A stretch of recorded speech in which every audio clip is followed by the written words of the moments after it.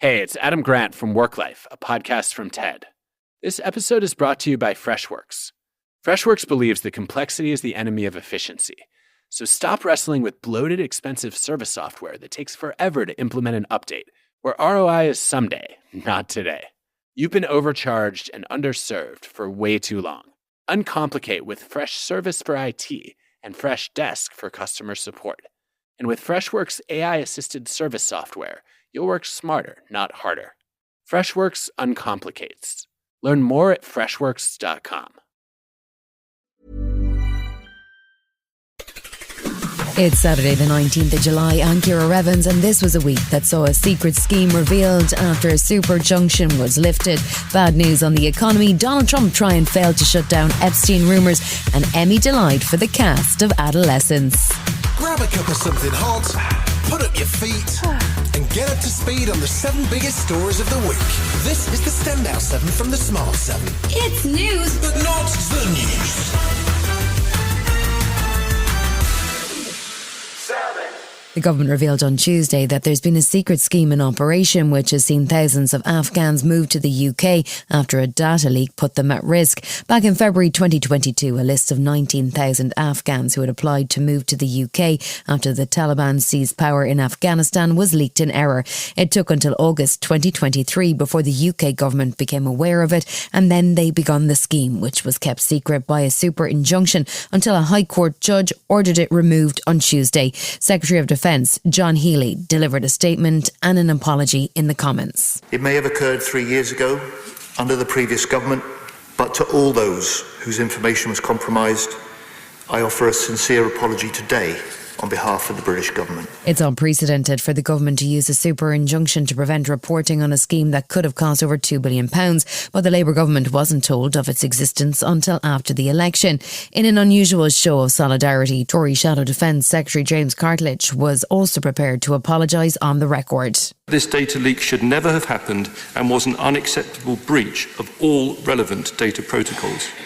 And I agree it is right that an apology is issued specifically to those whose data was compromised. More details emerged on Wednesday of the secret scheme for nearly 19,000 Afghans who were caught up in a British data leak. The scheme has cost over £850 million so far, and former Tory Defence Secretary Sir Ben Wallace expressed regret over the data leak that caused the issue in the first place. I take complete responsibility for the mistake that was made by that person. That individual, in the midst of chaos, was trying to verify these applications. The Labour government were only told about the scheme when they took office and ordered a review into the data leak, which led to the super injunction being lifted. Prime Minister Keir Starmer says we need to get to the bottom of how it happened in the first place. Ministers who served under the party opposite have serious questions to answer about how this was ever allowed to happen. The chair of the Defence Committee has indicated that he intends to hold further inquiries. I welcome that.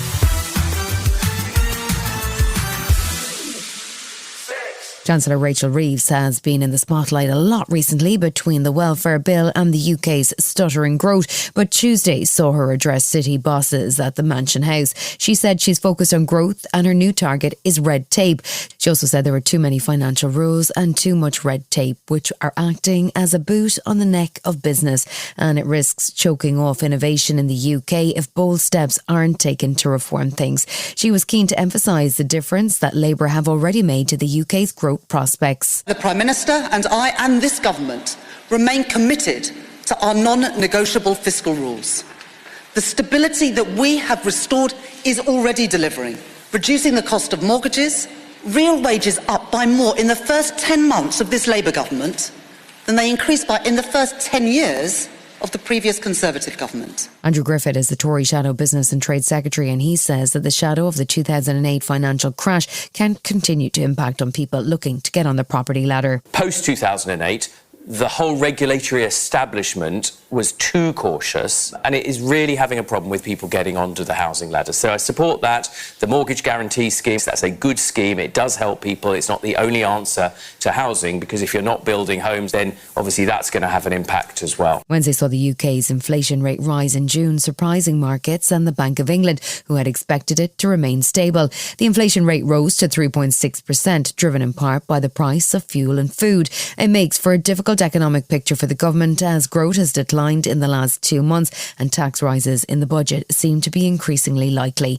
Ray Newton-Smith is the chief executive of the Confederation of British Industry, and she warned that higher inflation, along with the increases in national insurance, is going to lead to more economic pressure on businesses. I think it's really important that we focus on the things they are doing to try and boost growth and investment in our economy, because many businesses say they don't have the ability to shoulder more in the near term while they're trying to really create investment and growth in the UK. At Prime Minister's Question Time, Tory leader Kemi Badenoch was on the attack over the gloomy economic picture. The economy is contracting.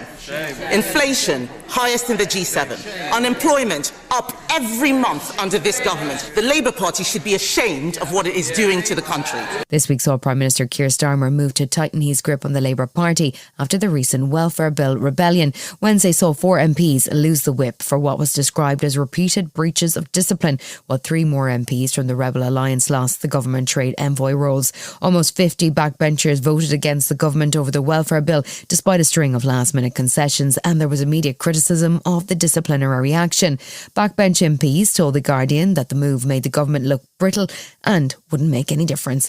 Rachel Maskell is one of the 4 MPs suspended, but she said she felt she had no choice but to stand up for her constituents against the welfare changes. When the evidence was so strong that people would die as a result of these changes, we've got to protect those people in our society. I believe that.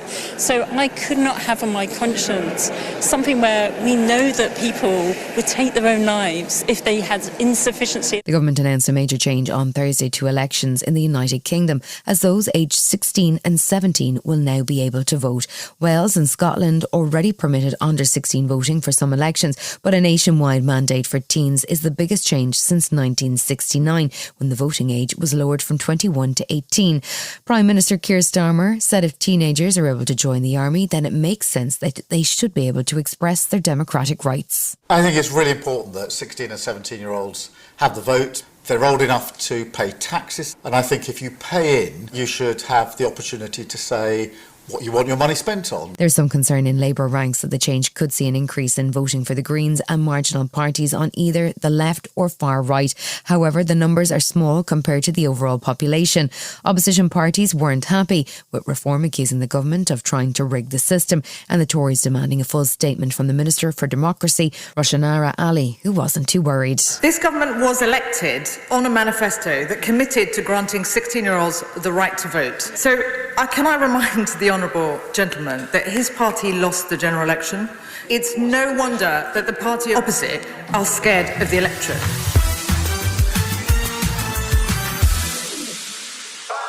The world inched closer to a full-on trade war this week, with Donald Trump continued to fire out new tariff letters on Truth Social. The European Union and Mexico were both hit with 30% tariffs last Saturday, which are due to come into effect on the 1st of August, even though both had been involved in negotiations with the Trump team, and they were taken aback by the sudden announcement. EU Commission President Ursula von der Leyen was careful to strike a measured tone in her response. We have, as you know, a two-track approach. We prefer a negotiated solution, and on the second track, since the very beginning, we have worked and now are ready to respond with countermeasures. The EU has a raft of tariffs against American goods ready to go, but is still keen to avoid a full-on war with the United States. The Trump administration had promised to get 90 deals done in 90 days, but in fact, the deal with the UK is one of the few announced, with the president instead firing out letters on social media. Kevin Hassett is the White House economic advisor, but he really wasn't making things any clearer on Sunday. The thing about President Trump, he became one of the most successful, if not the most successful businessman in the 20th century. The bottom line is that he's seen some sketches of deals, and the president thinks the deals need to be better. Apart from his tariff wars, this week saw Donald Trump in the middle of a political crisis on a number of fronts. His administration's poor response to the Texas floods have sparked angry responses, and he's also spent the week shouting at people on social media to stop talking about serial abuser Jeffrey Epstein after his Attorney General announced there is no client list last week. That's caused chaos in Trump's MAGA base, and now the tide of opinion seems to be turning on immigration as the White House prepares to ramp up its mass deportations. Democratic Congresswoman Debbie Wasserman Schultz visited Trump's Florida internment camp nicknamed Alligator Alcatraz, where people seized by ICE await deportation, and she was horrified. This place needs to be shut the hell down. They are essentially packed into cages, wall-to-wall humans, 32 detainees per cage. This week saw some good news for Ukraine as NATO chief Mark Rutte brokered a deal with US President Donald Trump that will see American weapons flow once again. The agreement, which Trump described as a very big deal, will see Patriot batteries and billions of dollars of other weapons, which the European allies will foot the bill for. The arrangement should allow weapons to flow quickly as EU nations will ship from their own stockpiles, while America has committed to replace the equipment. Trump was also warning Russian President Putin that he's out of patience and that 100% sanctions will follow in 50 days if the fighting doesn't stop. My conversations with him are always very pleasant. I say, isn't that a very lovely conversation? And then the missiles go off that night. I go home, I tell the First Lady, and I spoke to Vladimir today. We had a wonderful conversation. She said, oh, really? Another city was just hit. Ukrainian President Zelensky was cautiously positive on Tuesday that the new US arms deal could have a positive impact for his country. The fact that European NATO members have committed to increased defence spending seems to have had a positive effect on the US president's view of the war. He was still insisting that he wasn't done with Putin, and he has offered the Russian leader a 50-day window before he implements sanctions. Kremlin spokesman Dmitry Peskov was quick to point fingers at Kyiv as the ones continuing the war. The statement made by the US president is quite serious. Some statements are addressed personally to Putin. It appears that such decisions being made in Washington are being interpreted by the Ukrainian side not as a signal for peace, but as a signal to continue the war.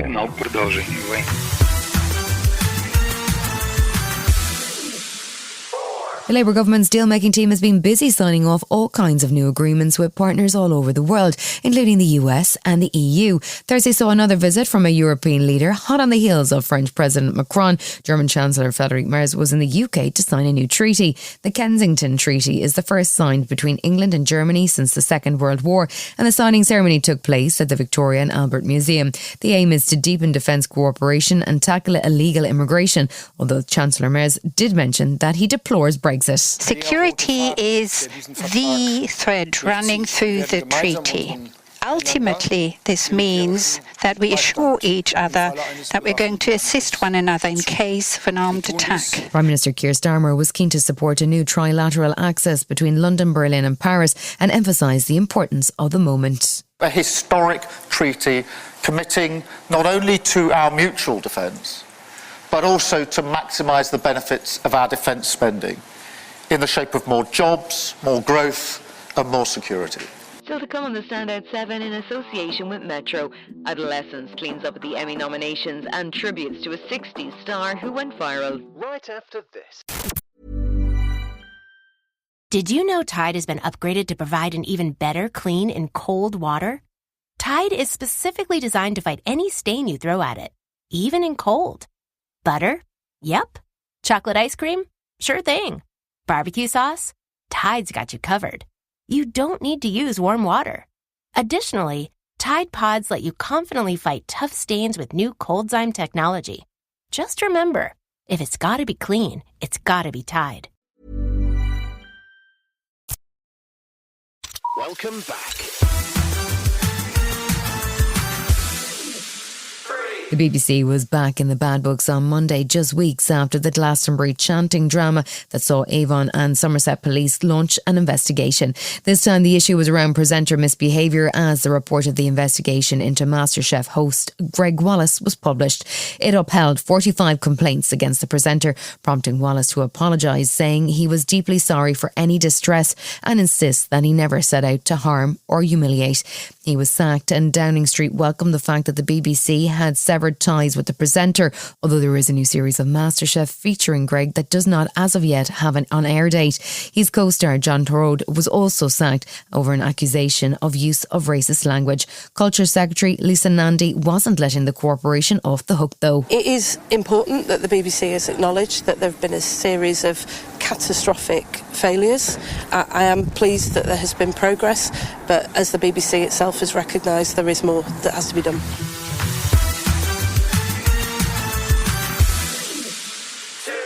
Tuesday afternoon saw the Emmy nominations announced with a whole host of record-breaking moments. Harrison Ford celebrated his first ever nomination for Apple TV Plus comedy Shrinking, while Severance set a new record with 27 separate nominations for its second season.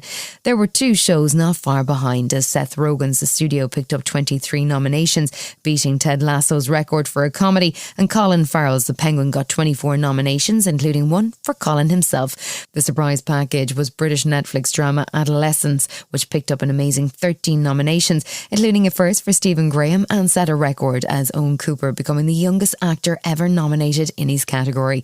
The ceremony takes place on September 14th, and the chair of the Television Academy summed up the nominations moment rather neatly. In a year when the industry has continued to evolve creatively, structurally, and economically, one thing remains clear.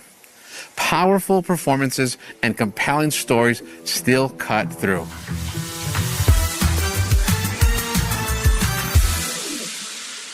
The singer behind TikTok viral hit Pretty Little Baby died on Thursday, aged 87.